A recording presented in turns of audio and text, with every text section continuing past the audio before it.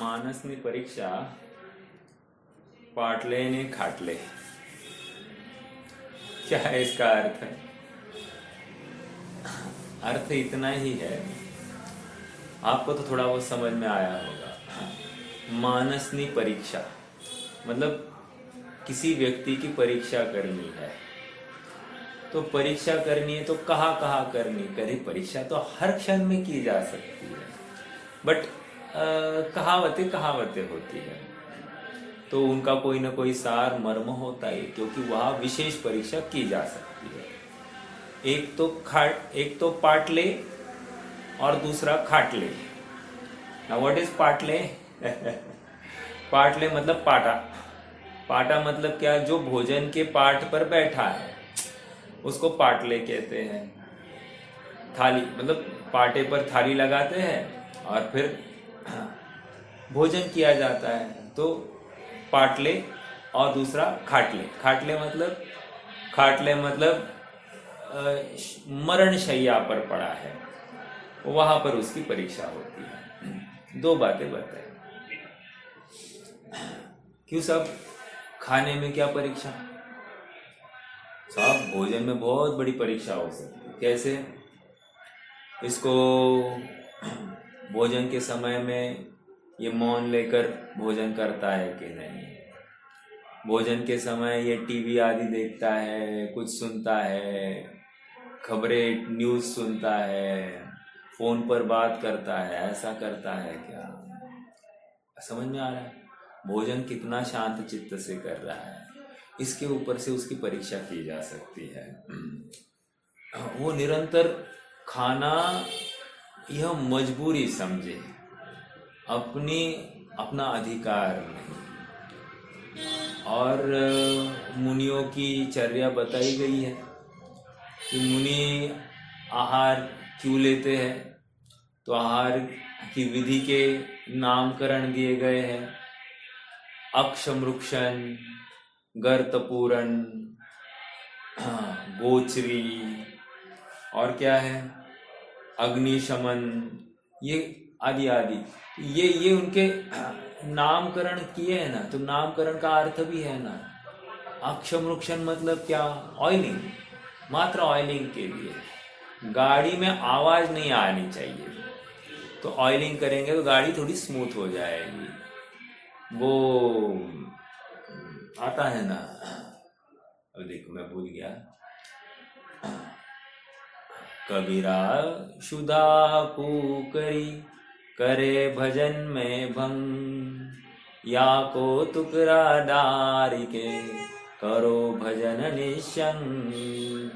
अर्थात भजन मतलब अपन अपनी अपेक्षा आत्म भावना, वो आत्म भावना की ही निरंतर वहाँ पर चेष्टा होनी चाहिए, ध्येय होना चाहिए, तो कोई प्रॉब्लम नहीं है। देखो मुनिराज की चर्या में 40 दोष 32 अंतराय टालकर आहार विधि लेते हैं, आप सब जानते हैं। एक दोष बताया गया है, शंकित दोष। अब ये शंकित दोष क्या है सब? शंकित दोष ये है कि शंकित दोष क्या है? शंकित दोष ये है कि जैसे मुनिराज भोजन की चर्या के लिए गए और उनको पता चला कि पता नहीं चला, उनको शंका आई, शंका कि क्या ये भोजन ठीक होगा या नहीं होगा, या इसमें कुछ गड़बड़ी तो नहीं। तो बस इसके ऊपर से उनको एक शंका आ गई, तो आहार का त्याग कर देते हैं। अब और एक बात समझना, आहार का त्याग है, वहां पर खेद नहीं है। और दूसरी बात, विकल्प शांत हो गया है उनका, तो उसमें कोई नीता भाभी आपका माइक म्यूट कर दीजिए। तो वहां पर विकल्प शांत हो गया, अब उनको कोई विकल्प नहीं है। समझ में आ रहा है क्या? कि अब मुझे दूसरे घर लेना, अभी मैं भूखा रहूंगा, नहीं, खत्म। कितनी निश्चिंतता है, कितनी सहजता है एक आत्म भावना है।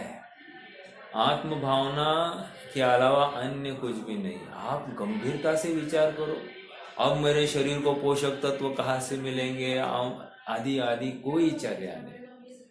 अरे जिन्होंने मरण तक को सहर्ष गले लगाने की, जिनमें वो हौसला है, बुलंदी है, वे शेर सिंह आदि भी सामने आए तो भी उनको डरते नहीं है, भय होता नहीं है।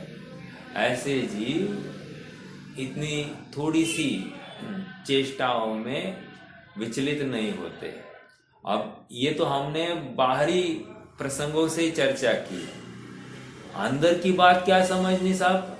अरे अंदर में आत्मा का रस का निरंतर स्त्राव हो रहा है, स्त्रवन हो रहा है, और वो आनंद के रस में इतने विभोर हो रहे हैं कि उनको बाहर की ये चेष्टाएं इनफैक्ट पागलपन लगता है। मैं आहार के लिए जा रहा हूँ, मुझे गोचरी करनी पड़ती है, मुझे हाथ ये कर कमल ऐसे करने पड़ते हैं, ये अपने आप में उनको खेद भी होता है। अन्य कहीं भी उनका ऐसी मुद्रा नहीं है, बस एक आहारचर्या के समय में ही है। इसलिए खेद होता है। क्या कहना था मुझे? कहना यह था, मनुष्य की परीक्षा पाट ले नहीं खाट ले।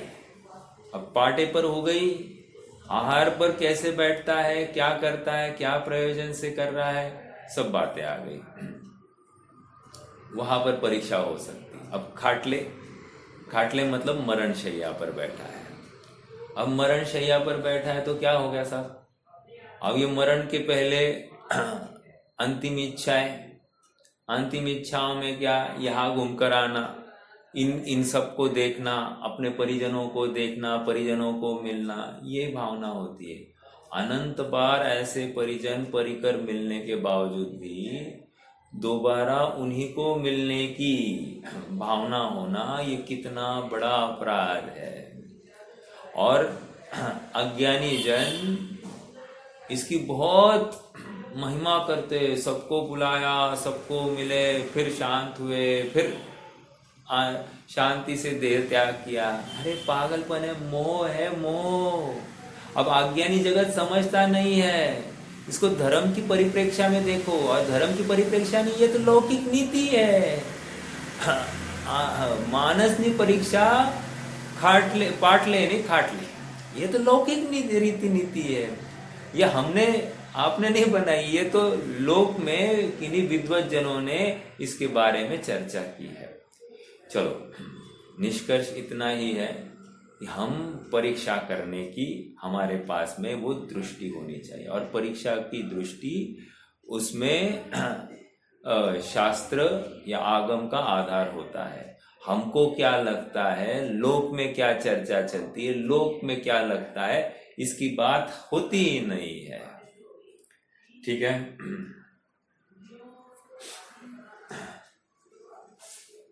सारा जगत ख्याति, लाभ, पूजा के पीछे भाग रहा है, और ये आत्मा के पीछे भाग रहे हैं।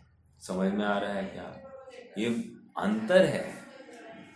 हमको थोड़ी सी ख्याति, पूजा मतलब प्रसिद्धि, हमारी यश थोड़ा सा कम दिखाई दे तो हमको खेद होता है। हम किसी जगह पर निंदा के पात्र हो जाए तो हमको फील डाउन होता है।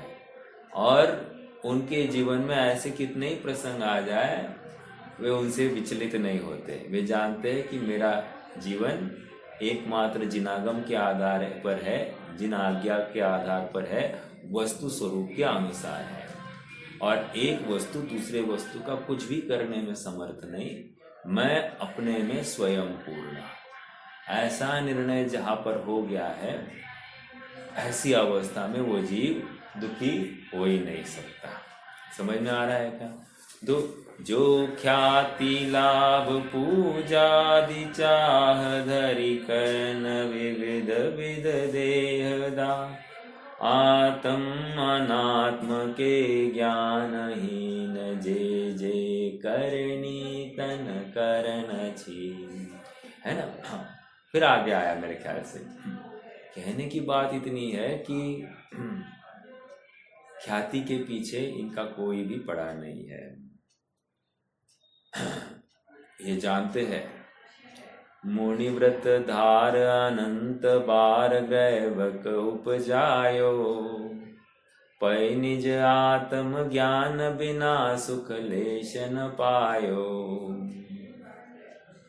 तात जिनवर कथित तत्व अभ्यास करीजे, संशय विभ्रम मोह त्याग आपो लख लीजे। क्या कर रहे हैं देखो, संशय विभ्रम मोह त्याग आपो लख लीजिए।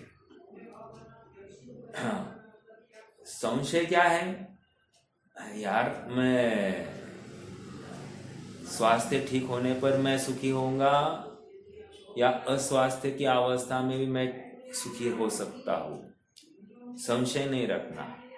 मैं अस्वास्थ्य की अवस्था में, रोग भरी अवस्था में भी मैं सुखी हो सकता हूँ। सुखी होने के लिए मैं बिल्कुल स्वाधीन हूँ। अपनी स्वाधीनता का जय घोष नारा जिसने पिटाया है वही जीव मोक्ष मार्ग में आगे बढ़ सकता है। मोह शरीर के प्रति जो राग है, अपने परिजन के प्रति, अपने भोगों के प्रति जो कोई मतलब वासना है, ये वासना दुख का कारण है, विचारणीय बिंदु है। हम कहाँ खड़े हैं इसका बारंबार चिंतन होना। ठीक है। यह मानुष पर्याय सुकुल सुनिबो जिनवानी। क्या कह रहे हैं, मानुष पर्याय सुकुल, इसलिए क्या करना, जिनवानी सुनना। जिनवानी क्यों सुनना, टू नो दाई सेल्फ। किसको, मैं कौन हूं ये जानना है। मैं जानने के बाद में self realisation and self confidence, दो बातें कही मैंने। सेल्फ रियलाइजेशन मतलब क्या, आत्म परिचय, और सेल्फ कॉन्फिडेंस मतलब अपने आत्मा का ही श्रद्धान विश्वास, अडिग अकंप अपना श्रद्धान अपनी वस्तु पर। अपने बाहर अपनी वस्तु निकलती नहीं, ये स्ट्रॉन्ग कन्विक्शन, इसको कह रहे सेल्फ कॉन्फिडेंस। ऐसा लोक में सेल्फ कॉन्फिडेंस मतलब क्या, मैं कैसे बोलता हूँ जोश में धमाधम, दो चार इंग्लिश के वर्ड्स डालता हूँ, एकदम प्रभावित करता हूँ, सब दांतों तले उंगली दबाते हैं, क्या बात करते, दो चार खोपड़ियाँ हमारी प्रशंसा करती, बहुत कॉन्फिडेंस है, बहुत कॉन्फिडेंस है, ऐसा बोलते हैं। लेकिन यहाँ पर सेल्फ कॉन्फिडेंस मतलब मरण की कीमत पर भी अपन अपने आत्म स्वरूप का अपने को विस्मरण नहीं होता है। This is confidence. समझ में आ रहा है क्या। अत्यंत अत्यंत प्रतिकूल अवस्था में भी मैं शुद्धात्मा हूँ, मेरा सुख मेरे में है, मैं शुद्धात्मा की तलहटी में बिल्कुल भी दुखी नहीं हो सकता, ऐसा जो विश्वास, ये सेल्फ कॉन्फिडेंस है। अपनी वस्तु में जमना रमना, ये सेल्फ रियलाइजेशन। ऐसा मुनि दिन रात इसमें ही जम रहे, रम रहे हैं, और इसलिए वे सुखी है। कल बहन जी ने प्रश्न किया था, साहब हम कैसे हमारी भावनाओं को और स्ट्रांग करें। हम यही तो कह रहे हैं कि हम अब तक क्यों नहीं कर पाए हैं। क्यों नहीं कर पाए हैं मतलब क्या, अब तक क्यों। अगर एक व्यक्ति को, सुनिए थोड़ा सा, एक व्यक्ति ने एक बात सुन ली और उसने उसका काम कर लिया, मैं भी वहां पर खड़ा था, मैंने भी वही बात सुनी, लेकिन मैं अपना काम कर नहीं पाया। क्या अंतर था दोनों में, बात यही थी कि एक द्रव्य दूसरे द्रव्य का कुछ नहीं कर सकता, इतनी सी बात थी।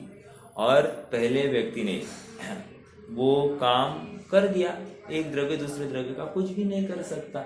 ऐसा जानकर पर द्रव्य में कुछ मैं कर सकता हूँ, ये इस भावना से निवृत्त हुआ, और पर द्रव्य मुझे प्रभावित या सुखी दुखी कर सकता है, इस भावना से भी निवृत्त हो गया।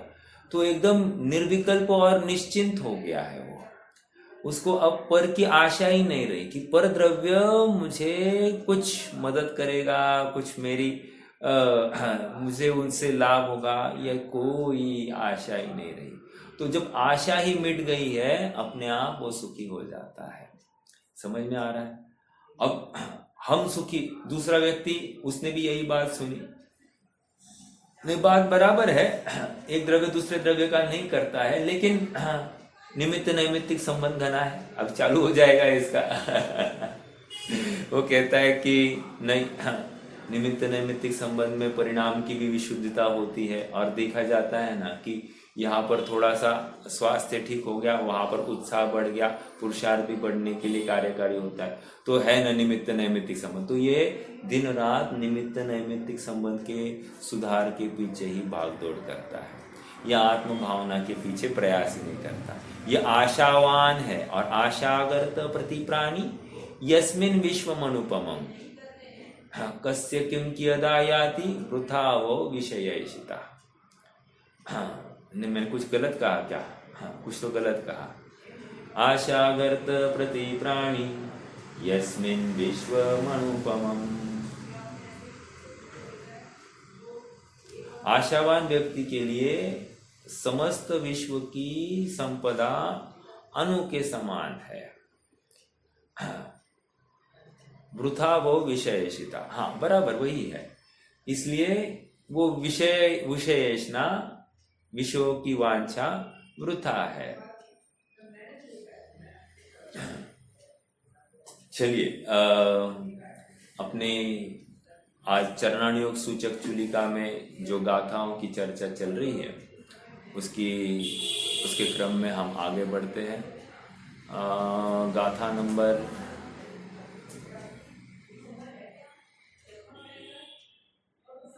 213, 214।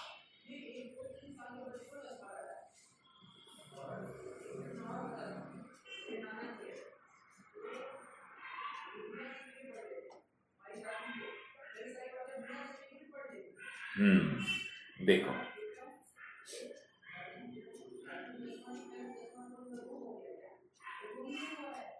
गाथा का पाठ करेंगे एक बार, फिर आगे बढ़ेंगे। अधिवासेव विवासे छेद विहूनो भवीय सामन्ने समणो विहरदु नित्यं परिहरमाणो निबन्धानि चरदि निबद्धो नित्यं समणोणाणं विदंसणमुहम्मि पयदो मूलगुणे सुय जोसो परिपुण्य सामन्नो हे श्रमण जन अधिवास में या विवास में बसते हुए प्रतिबंध के परिहार पूर्वक छेद विरहित ही रहो रे ज्ञान दर्शन में सदा प्रतिबद्ध एवं मूल गुण जो यत्नतः पालन करे बस है वही पूर्ण श्रमण। देखो यहाँ पर ये श्रमणता की जो चर्चा चल रही है, उसमें हमको भी हमारी जीवनचर्या में कैसा अपना जीवन यापन हो, लाइफस्टाइल हो, इसके लिए एक मार्गदर्शक तत्व दिए जा रहे हैं। कह रहे यदि तुमको भी जीवन में कोई संक्लेश के प्रसंग बने, आकुलता के प्रसंग बने, उस समय में क्या करना? उस समय में तुम ज्ञानियों का संग करना। ज्ञानी नहीं हो तो शास्त्राभ्यास करना, शास्त्राभ्यास नहीं हो तो कोई कंठपाठ करना, कंठपाठ के लिए भी कोई व्यवस्था नहीं हो, समझ नहीं हो तो देव दर्शन करना, देव दर्शन भी नहीं कर पा रहे हो तो शांति से मैं आत्मा हूँ, आत्मा परद्रव्य से अप्रभावित है, इतना चिंतन करने का यत्न करना। यह ऐसा निर्णय करने पर स्वच्छंदता हट जाती है और स्वाधीनता प्रकट हो जाती है। मतलब हम क्या करें प्रतिकूल संयोगों में, इसकी बात एक। दूसरी बात, हमको और एक टोका भी लगाया जा रहा है। वो गृहस्थ ही नहीं है जो मुनि होने की भावना भाता नहीं। समझ में आ रहा है क्या? अब हम दिन भर क्या कौन सी भावना भा रहे हैं? पेटी भरने की भावना है। और क्या है? यश, ख्याति, लाभ, प्रसिद्धि, इसकी भावना है। हमारे लौकिक कार्य पूर्ण हो जाए, इसकी भावना है। हमारे बाल बच्चों का सबका ठीक हो जाए, इसकी भावना है। हमारा स्वास्थ्य, शरीर सब ठीक बना रहे, इसकी भावना है। हम आत्मा की भावना कहाँ बा रहे हैं? हम मुनि होने की भावनाएं कहाँ बा रहे हैं? हमको सिद्ध अवस्था की प्राप्ति की कहाँ ललक है? समझ में आ रहा है क्या? हाँ, श्रीमद ने कहा है ना, तोपन निश्चय राज चंद्र मन नेरयो, प्रभु आज्ञाए थाशु तेज स्वरूप जो, अपूर्व अवसर वो क्या रे आवशे। अरे देखो ना वो भावना, वो एक गृहस्थ ने भाई हुई भावना, अपूर्व अवसर वो क्या रे आवशे। मतलब ऐसा अवसर और क्या कॉन्फिडेंस देखो। थाशु तेज परम पद, मतलब जैसा पद आपने धारण किया है प्रभु, मैं वैसा ही पद धारण करूंगा, ऐसा पूर्ण विश्वास है मुझे। यत् किंचित भी शंका नहीं है कि मैं ये पद धारण नहीं करूंगा। बस वो अवसर कब आएगा इसकी मुझे राह है, उसकी मुझे तलाश है। मैं अब गृहस्थी में हूँ, मैं मानता हूँ, मेरी कमजोरी है, मैं मानता हूँ, लेकिन मुझे मार्ग एकदम स्पष्ट दिखाई दे रहा है और मैं छटपटा रहा हूं कि मैं इस मार्ग में आगे बढ़ूं। ऐसा वो कैसी अद्भुत भावना होगी, कैसी विरक्ति की भावना। आप देखो तो हीरे का व्यापारी है, हीरे का व्यापार छोड़कर वन जंगलों में जाकर ध्यान धारणा कर रहा है, आराधना कर रहा है। विरक्ति देखो तो सही, 33वें वर्ष में, 33.5 साल में ना, 33.5वें साल में मरण को गले लगाया, लेकिन कितनी शांति में। इतना रोग तीव्र था तो भी एकदम शांति से समाधि की भावना भाई। गंभीर है ये, मतलब जिसको मार्ग दिखाया है, जिसको मार्ग फल दिखाई दे रहा है, जिसको सुख दिखाई दे रहा है, वही ऐसे प्रवृत्ति करेगा। शाश्वत निराकुल सुख, निरापद वो सुख है, वैसे सुख में ही वो प्रवृत्ति करता है। अपने आत्मा का कोई नाम नहीं, अपने आत्मा की कोई मतलब पहचान हो, इसकी कोई भावना नहीं। समझ में आ रहा है क्या? अरस क्या है वो 14वीं, जो पश्यति अपानम अबद्ध पुट्ठम अनन्यम नियदम। हाँ, अनन्यम नियदम, नियत देखता है, अबद्ध, अस्पृष्ट, अनन्यम, अनियत ऐसा देखता है। वो जिन शासन को देख लेता है, अर्थात अपनी आत्म वस्तु को जिसने इतने रुचिपूर्वक ध्याया है, उसने जिन शासन के मर्म को समझ लिया है। व्यवहार से आत्मा दिखाई देगा अलग, लेकिन स्वभाव से, निश्चय से आत्मा जैसा है वैसा ध्यान, उसमें समझदारी है। ठीक है, देखिए अपन प्रेरणात्मक चर्चाएं तो करते रहेंगे, अपन मूल प्रकरण में आ जाएंगे। 213-214वें गाथा, पृष्ठ क्रमांक 48 पर आ जाइए।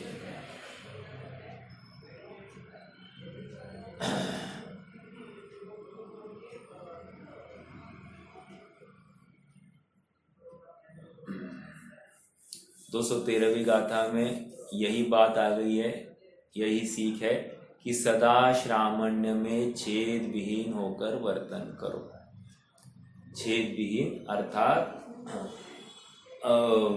निश्चय रत्नत्रय में हो तो वहाँ पर रत्नत्रय की भावना या उसकी पूर्णता के लिए प्रयासरत हो। अब निश्चय नहीं व्यवहार रत्नत्रय में बैठे हो तो वहाँ पर दोष ना लगे, निरंतर निश्चय रत्नत्रय की भावना को ऊर्ध्व करो, ये वहाँ पर प्रेरणा है। अब आगे देखो, एक स्वद्रव्य मिल रहा है क्या? सेकेंड पैराग्राफ 48 पेज पर है। एक स्वद्रव्य प्रतिबंध ही उपयोग का परिमार्जन करने वाला होने से, ये चर्चा हो गई थी इनफैक्ट अपनी, होने से परिमार्जित उपयोग रूप श्रामण्य की को परिपूर्णता का आयतन है। श्रामण्य की परिपूर्णता का आयतन क्या कह रहे हैं? स्वद्रव्य। जैसे ही स्वद्रव्य में स्थित हुआ वो अपनी परिपूर्ण स्वरूप में स्थित हो गया है, वह अपनी गुफा में बंद हो गया है।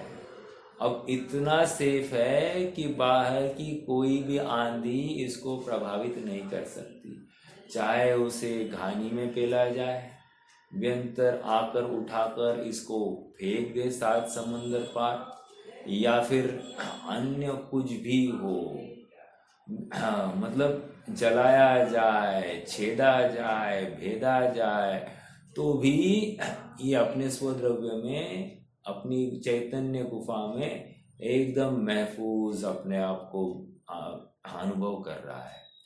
कितनी आश्चर्यकारी। स्वद्रव्य प्रतिबंध ही उपयोग का परिमार्जन करने वाला होने से परिमार्जित उपयोग रूप श्रामण्य को परिपूर्णता का आयतन है, उसके सद्भाव में ही परिपूर्ण श्रामण्य होता है। इसलिए ज्ञान में और दर्शनादिक में सदा प्रतिबद्ध रहकर मूल गुणों में सावधानी पूर्वक विचरण करना चाहिए। अब यहाँ पर कह रहे कुछ, क्या कह रहे हैं? श्रामण्य अपने स्वद्रव्य रूप आयतन में रहना है। तो कैसे रहना? तो वो कह रहे हैं कि इसलिए ज्ञान में और दर्शनादिक में सदा प्रतिबद्ध रहना। ज्ञान में और दर्शनादिक में सदा प्रतिबद्ध रहना मतलब निरंतर अपने उपयोग को वॉच करते रहना। देखो, दूसरा अभ्यास नहीं है। जैसे हमको ये मोबाइल दिखाई दे, तो मोबाइल दिखाई दिया तो इसमें तुम्हें ज्ञान दिखाई दिया कि नहीं? इसमें मतलब ये जो मोबाइल जानने में आया, इसमें तुम्हें अपना ज्ञान दिखाई दिया क्या? अर्थात अपने ज्ञान का परिणमन दिखाई दिया क्या?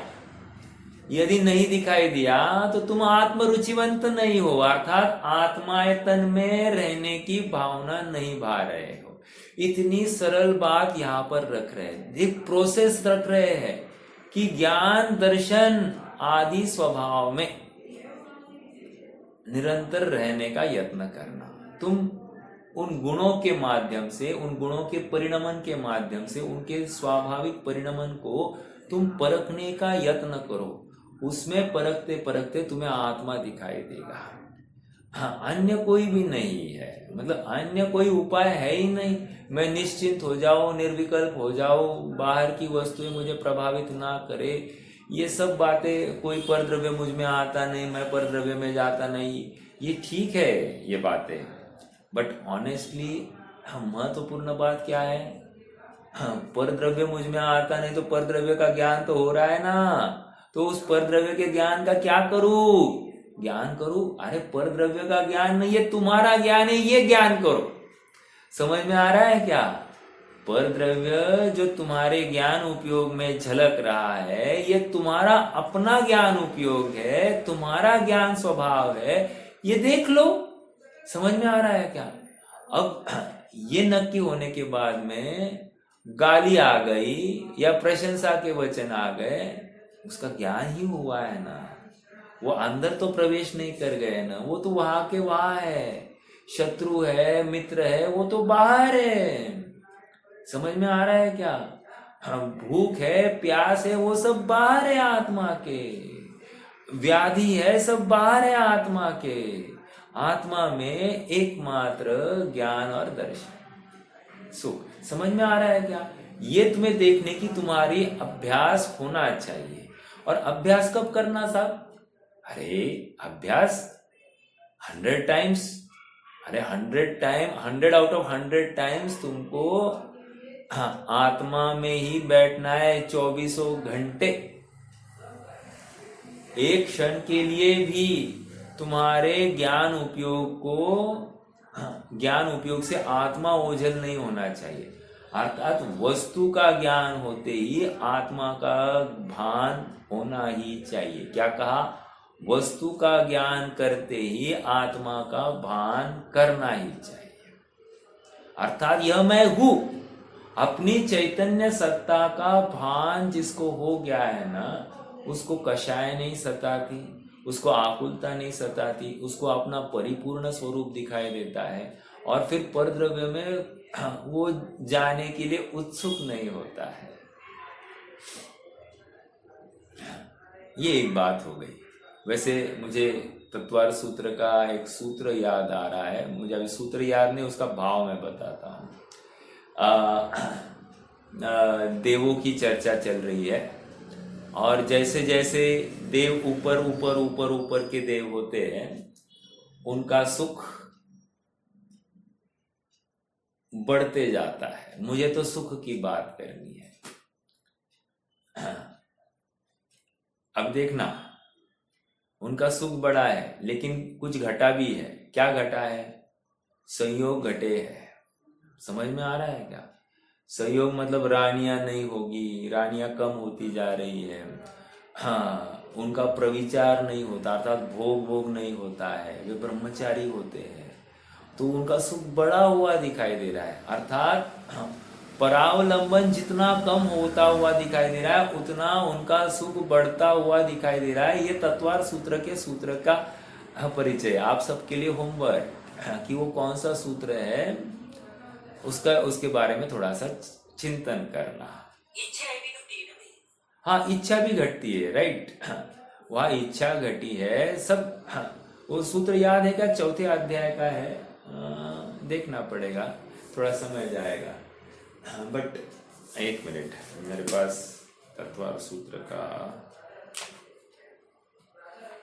अगर मिलता है तो फटाफट बोल दूं मैं आपको।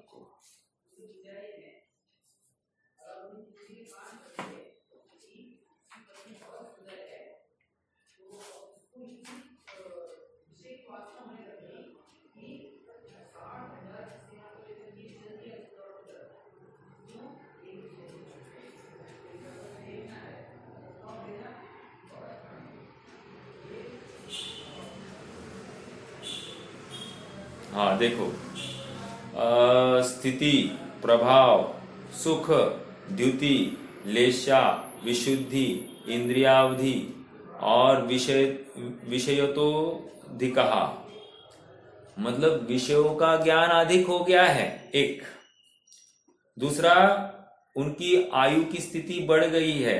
2, फिर तीसरा क्या है, कहा गया भाई? ये 20वां सूत्र है 4थे अध्याय का। प्रभाव, उनका प्रभाव बढ़ जाता है। प्रभाव बढ़ जाता है मतलब क्या? उनको किसी अन्य की आवश्यकता नहीं है, यही उनका प्रभाव बढ़ गया। उनका सुख बढ़ गया। उनकी द्युति अर्थात शारीरिक काया भी, निरोगपना आदि आदि, निर्मलपना सब बढ़ गया। लेशा, विशुद्धि, अंतरंग विशुद्धि भी बढ़ गई है। हाँ, इंद्रियावधि अर्थात अवधि ज्ञान भी की विशेषता अधिकता है।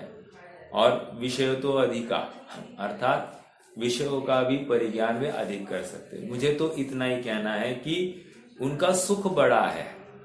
जो ऊपर के स्वर्ग में गए हैं उनका सुख बड़ा है, और सुख बड़ा है तो उसके साथ में मालूम है उनके संयोग घटे हैं। देखो क्या अभी अगला सूत्र 21वां सूत्र देखो। हाँ, गति, शरीर, परिग्रहाभिमान तो हीना। हाँ, आधार देखो, सुख का आधार यहाँ पर दिया जा रहा है। उनकी गति मतलब गमन करने का भाव ही नहीं होता, ठीक है, मतलब गति कम हो गई है। अब हमको क्या है, दिन भर घूमने का भाव होता है कि नहीं? नहीं घूमेंगे तो मन से घूमते हैं कि नहीं, मन से नहीं तो फोन पर घूमते हैं कि नहीं। कल परसों मुझे एक मेरे दोस्त का फोन आया, दोस्त, सो कॉल्ड दोस्त, मैं किसी को फोन नहीं करता, लेकिन ये सरदार है, ये फोन करते रहता है, मतलब सच में सरदार है, सरदार मतलब हाँ सिख है, तो वो हाँ फोन करते रहता है, जानकारी क्या चल रहा है भाई, ठीक है, तो बहुत दिन हो गए मिले नहीं, हाँ कभी आया कर, मिला कर, जबकि मैं कभी भी जाता नहीं, लेकिन वो हर बार फोन करता है या मुझे मिलने भी आता है तो मुझे उसके घर भी बुलाता है, और घर एकदम पिछले साइड में, वैसे बहुत दूर भी नहीं है, हाँ 2-3 मिनट में उसके घर पहुंच सकता हूँ मैं, बट मैं जाता ही नहीं अब। और वो हर बार मुझे बुलाए बिना रहता नहीं। मुझे क्या कहना है, जीव निरंतर पर को याद कर करके वो क्या जताना चाहता है, वो उसको लगता है कि मैं सुखी हो रहा हूं, समझ में आ रहा है, जबकि वो सुख नहीं है, वो दुख है, क्योंकि याद आना, उसमें आत्मा का विस्मरण हुआ कि नहीं हुआ। अभी इसको परद्रव्य याद आ रहा है, मतलब आत्मा को विस्मरण की कीमत पर ही वो परद्रव्य याद आएगा। अब मैंने मात्र दोस्ती की अपेक्षा ये घटित करके बताया। अरे अब ये शरीर से लेकर सब बातें लगाओ आप, शरीर याद आया या शरीर दिखाई दिया तो हमको आत्मा से ओझल होना पड़ा है, आत्मा से उतरना पड़ा है बाहर, ये आप 100%, और ये दुख है, ये आप नक्की करना। देखो ये ऐसा अभ्यास करना पड़ेगा, नहीं इतना तो देखना पड़ेगा ना। अभी हम हमारी भूमिका में इतने आगे कहाँ बढ़े भाई साहब, बढ़ो ना फिर। हम वही तो कह रहे हैं, जिनवाणी भी वही तो प्रेरणा दे रही है, अभी भी गृहस्थी में ही रहना है क्या, मात्र गाने गाने के लिए हम है क्या कि संत साधु बन के विचरू, गाना गाया आज के आनंद की जय, खुश खुश खुश सब हो गए खुश, ऐसा नहीं चलेगा। थोड़ा सा गंभीरता से विचार करना कि सच्ची भावना वानी है, हमारी भावनाएं भी खोटी है, समझ में आ रहा है क्या, भावनाएं भी खोटी है, मतलब 12 भावनाओं का चिंतन भी हमारा खोटा है। अब जब खोटा चिंतन कर रहे हैं, वो छोटा बच्चा होता है ना, वो कभी कभी ना ऐसा नाटक करता है, और फिर कोई गया उसको पकड़ने के लिए तो बोलता है मैं नाटक कर रहा था, उनमें नाटक कर रहा था, इसमें कितनी बड़ी बात है। वैसे ही हम भी अज्ञानता में नाटक कर रहे हैं भावनाओं को भाने का, समझ में आ रहा है क्या, हम सच्ची भावना भा ही कहा रहे हैं। अब जब सच्ची भावना भा नहीं रही तो सच्चे सुखी होंगे कैसे, प्रश्न तो ये है। जिसने सच्ची भावना भाई है वो सुखी होगा ही होगा, उसको किसी को प्रश्न करना ही नहीं पड़ेगा कि मैं सुखी क्यों नहीं हो रहा हूं, क्योंकि उसको उत्तर अंदर से ही आएगा कि मैं सच्ची भावना नहीं भा रहा हूं, तभी तो जाकर मैं दुखी हूं। अब उसको भ्रम हो जाए, नहीं नहीं मैं तो अच्छी भावना ही करता हूं, मैं खराब भावना करता ही नहीं हूं, और सब लोग मुझे कहते हैं कि आपकी भावनाएं बहुत अच्छी है। हाँ, अच्छी भावना है लेकिन सच्ची भावनाएं नहीं है। आप पकड़ रहे हैं क्या अच्छी भावना और सच्ची भावना में फर्क। सच्ची मतलब तुम्हारी रुचि अभी भी आत्मा को ध्याने के लिए परिपक्व नहीं हुई है। वो रुचि जिस दिन परिपक्व होगी वो 100% सभी मर्यादाओं को बंद कर लांग कर वो आत्मा में स्थित हो जाएगी। समझ में आ रहा है क्या? हाँ, तो मैं ये गति शरीर भी छोटा हो गया। देखो मूल बात, परिग्रह कम हो गया है, परिग्रह नहीं है उनके पास। और एक बात सुनिए, अभिमान नहीं है। सुख का आधार दे रहे हैं, क्या है? अभिमान नहीं है। और जिसके पास भटकने की भावनाएं हैं, परिग्रह की अधिकता है, और परिग्रह अधिक हो ये भी बात नहीं है, परिग्रह अधिक हो ये भावना है, बस वो दुखी है, वो निरंतर छटपटाता है। अब परिग्रह की भावना कुछ भी हो, मान लो अपने घर में बर्तन कम है तो ये बर्तन आए, ये भावना भी, परिग्रह की भावना नहीं, इतना तो चाहिए ना, जितना जरूरी है उतना तो चाहिए ना। अरे जो है उसमें निभाओ।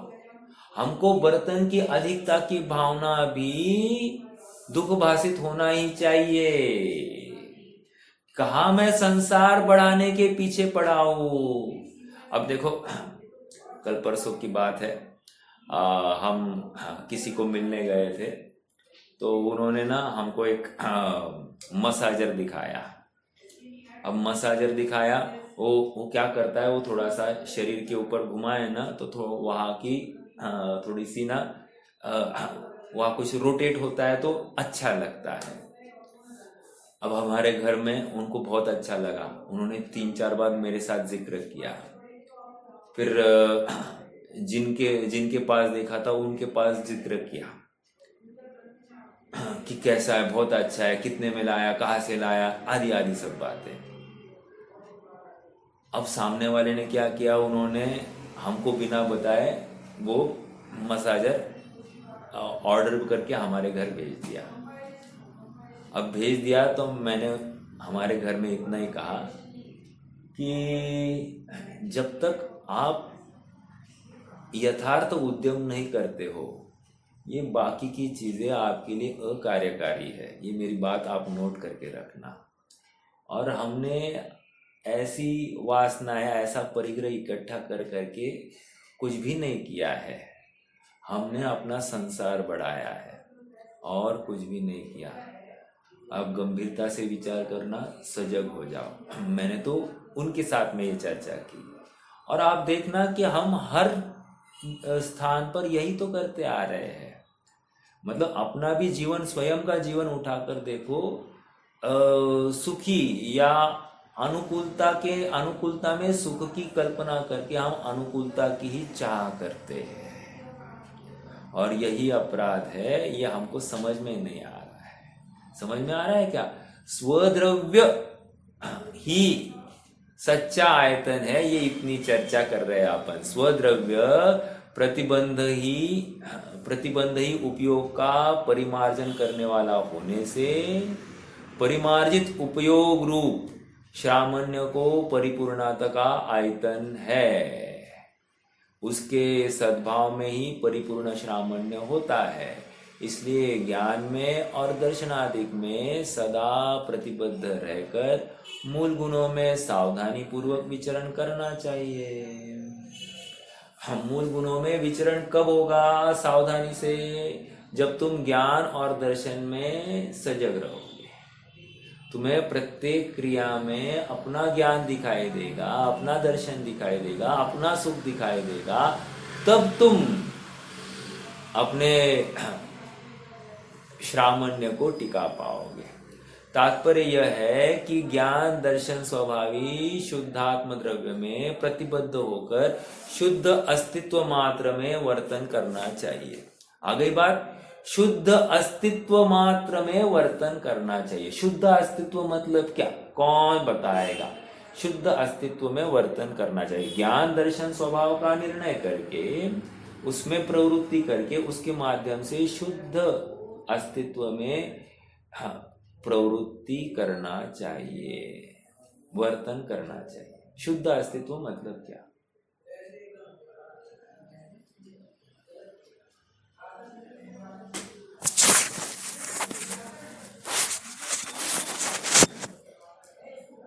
अरे शुद्ध अस्तित्व मतलब पर से भिन्न, अर्थात आठवें नय का विषय।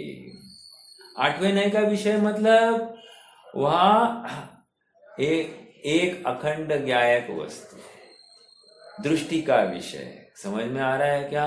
वो है शुद्ध अस्तित्व मात्र। शुद्ध अस्तित्व कहकर हु जानन जानन जानन जानन जानन, सुख सुख सुख सुख सुख, वो सामान्य सब कुछ सामान्य दिखाई देने लग गया है। अपनी वस्तु ही दिखाई दे रही है, बाकी कुछ भी जानने में आते हुए भी उसमें अपने को वो वस्तु प्रभावित नहीं कर रही। अपना ज्ञान ही अपने को दिख रहा है, और ज्ञान ही नहीं, वो जाननपना दिखाई दे रहा है। यही शुद्ध अस्तित्व में वर्तन करना है। अब जब ऐसी बात होती है ना, पर वस्तु कितने देर टिकेगी अपने ज्ञान में? वो हट जाएगी उपयोग से। अगले समय में क्या आएगा, दूसरी वस्तु आएगी, वो भी उसको भी जानन जानन जानन के माध्यम से हमने सामान्य रूप से जानन देख लिया, मेरा ज्ञान उपयोग है, इतना ही जान लिया, वो भी सामान्य में आ गए, फिर सामान्य में आना, फिर सामान्य में आना। अब ये श्रृंखला इतने देर चलती है ना, अब परद्रव्य झलकना ही बंद हो जाए और स्वद्रव्य एकदम हावी होने लग जाए, और स्वद्रव्य इस स्तर का हावी होता है कि वो अपने आत्मा में पूर्ण लीन हो जाता है। समझ में आ रहा है? ये कह रहे हैं शुद्धात्म द्रव्य में प्रतिबद्ध होकर शुद्ध अस्तित्व मात्र में वर्तन करना चाहिए। यद्यपि इस गाथा का भाव को स्पष्ट करने के लिए आचार्य जैसे ने तात्पर्य वृत्ति टीका में तत्व प्रदीपिका टीका का अनुसरण करते हैं, तथा ही कहकर कुछ विशेष स्पष्टीकरण करते जो इस प्रकार है। अब देखो क्या कह रहे हैं। मुनिराज, गुरु के पास जितने शास्त्र हो उन्हें पढ़कर, गुरु से आज्ञा लेकर, समान शील वाले तपस्वियों के साथ भेदाभेद रत्नत्रय की भावना से भव्यों को आनंद उत्पन्न करते हुए तप, श्रुत, सत्व, एकत्व, संतोष रूप 5 भावनाओं को भाते हुए तीर्थंकर, परमदेव, गणधर देव आदि महापुरुषों के चारित्र को स्वयं भाते हुए और दूसरों को बताते हुए विहार करते हैं। अब क्या कह रहे हैं यहाँ पर?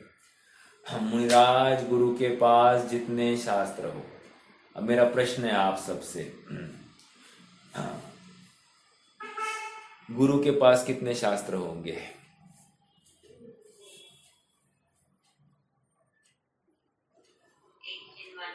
एक जिनवानी होगी, राइट? मैक्सिमम की बात है, राइट? रखे ये जरूरी नहीं, लेकिन होगी तो एक ही जिनवानी। अभी जितने शास्त्र हो का अर्थ क्या भी लेना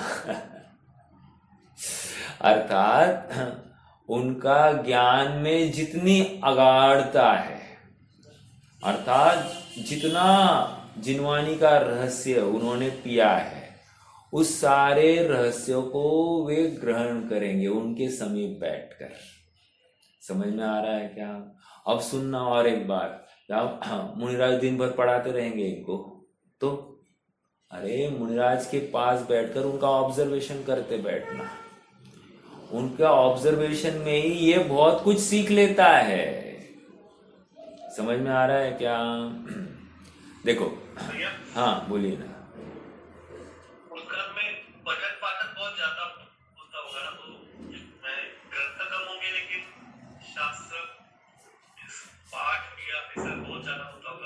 देखो ऐसा है, आप थोड़ा सा उस काल में जाइए जहां पर लिखने की व्यवस्था ही नहीं, श्रुत परंपरा मात्र मुखदगत होती थी।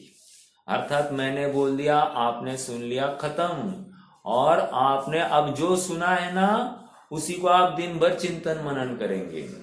अब देखो और एक बात मैं आपको बताऊं, ये द्वादशांग का ज्ञान पढ़ कर रट कर होता ही नहीं है, पठन पाठन से होता ही नहीं है, 100% होता ही नहीं है। फिर द्वादशांग का ज्ञान आत्मा आराधना से होता है। बस मुनिराज ने कहा मैं शुद्धात्मा हूं, तुष्माश भिन्नम, इतना ही कहा ना। क्या है? तुष्माश नहीं, क्या कहा? मारुष मातुष, इतना ही बोला ना, और इससे ज्यादा तो नहीं बोला था ना, बस इतना ही बोला। ये देखो कितना अपने गुरु के प्रति आस्था, कि तुष्माश भिन्नम, सॉरी मारुष मातुष रटते जा रहे हैं। अब शब्द तो भूल गए लेकिन भाव नहीं भूले। शरीर भिन्न आत्मा भिन्न, शरीर भिन्न आत्मा भिन्न। हाँ, आत्मा भिन्न आता तो शुद्ध भाव उनको वो ऊर्ध्व होने लग गया।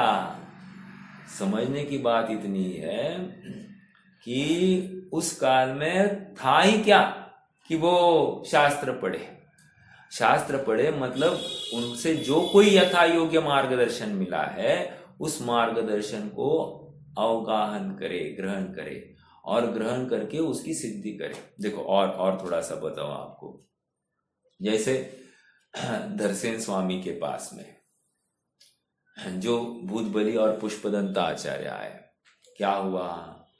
धरसेन स्वामी ने क्या किया? पहले परीक्षा ली उनकी, कैपेबल और नॉट। समझ में आया ये पात्र है कि नहीं, इस पात्र में मेरा माल टिक पाएगा कि नहीं टिक पाएगा, पहले तो परीक्षा लिए ऐसा नहीं है डायरेक्टली पात्र देखा धड़ाधड़ चालू हो गया, नहीं, ऐसा नहीं होता है। पात्रता के बिना माल परोसा ही नहीं जाता। थाली में छेद है तो माल दिया भी नहीं जाएगा। इतनी बात, इतनी केयरफुल है मुनिराज, अपने एक एक शब्द को बहुत गंभीरता से नाप तोल कर बोलते हैं। चलो वो इतना ही कहना है कि शास्त्र पठन पाठन होता होगा, विरोध नहीं है ना, लेकिन उनका मूल प्रयोजन क्या है? जिनवानी की हर किसी पंक्ति का प्रयोजन क्या है, मेरा इतना ही प्रश्न है। मान लो जिनवानी ने कहा कि तत्व 7 होते हैं, तो इसका प्रयोजन क्या है? 7 तत्व दिखाने का प्रयोजन क्या है? बोलिए, कौन बताएगा? 7 तत्वों में भी जीव, हर एक तत्व, मेरा जीव तत्व देखना है उसमें, राइट? अर्थात अपना जीव तत्व ही परम उपादेय वहां पर दिखाई देना चाहिए। तो हर किसी वचन का, हर किसी पंक्ति का एकमात्र प्रयोजन अपना आत्मा है, अर्थात वितरागता का ही पोषण होना चाहिए और अपने ज्ञान का संवर्धन होना चाहिए। खत्म। अपना आत्मा प्रयोजन पर अपनी वस्तु दिखा देना, देखना, इतना ही। मतलब सामने वाला कहेगा तुम आत्मा को देखो, और जो सुन रहा है वो आत्मा का अनुभवन करने का प्रयास करेगा, बस इतनी सी बात है। ज्यादा बोलना नहीं है, इतना समझाना नहीं। अपन एक एक घंटा अपना चलता है, वैसा वहां पर 1 घंटे की सेशंस होते ही नहीं है। समय कहाँ है उनके पास में?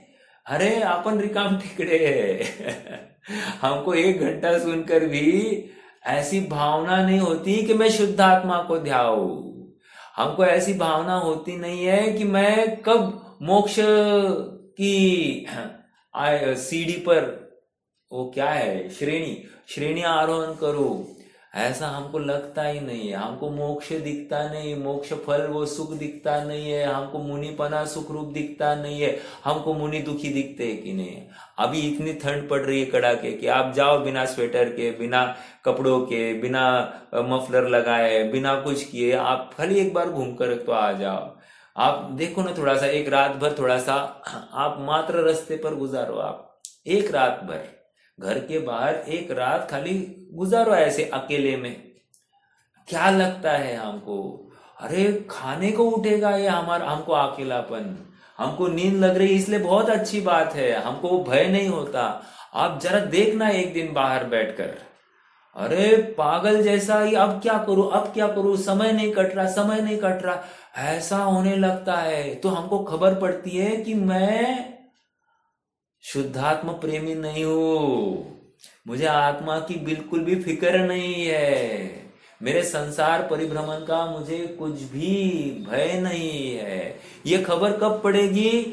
हम परीक्षा करें तो स्वयं की, हमने स्वयं को आजमाया ही नहीं है और हमको लगता है कि हम बहुत स्वाध्यायी है, थोड़ी बहुत कुछ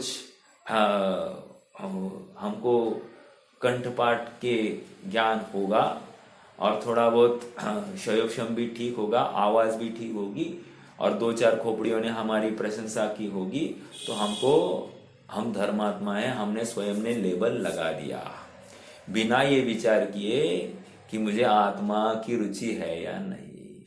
समझ में आ रहा है क्या? तो हमने ही संशय भ्रम हमने अपना पैदा किया है, जबकि मैं शुद्धात्मा प्रेमी अभी भी नहीं हूं। Fact is this. आप बहुत बोल रहे भैया, अरे नहीं भाई, बहुत नहीं बोल रहे हैं। ये सब करुणा के वचन है। अपना हित कैसे होगा इसकी ही प्रेरणा दे रहे हैं, और कुछ नहीं। ठीक है, कठोर बातें हो सकती है, लेकिन प्रयोजन परक बातें हैं, अपना हित इसमें छिपा है।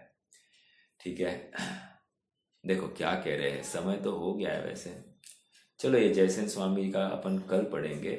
कोई प्रश्न है तो रख सकते, नहीं तो जिनवाणी स्तुति।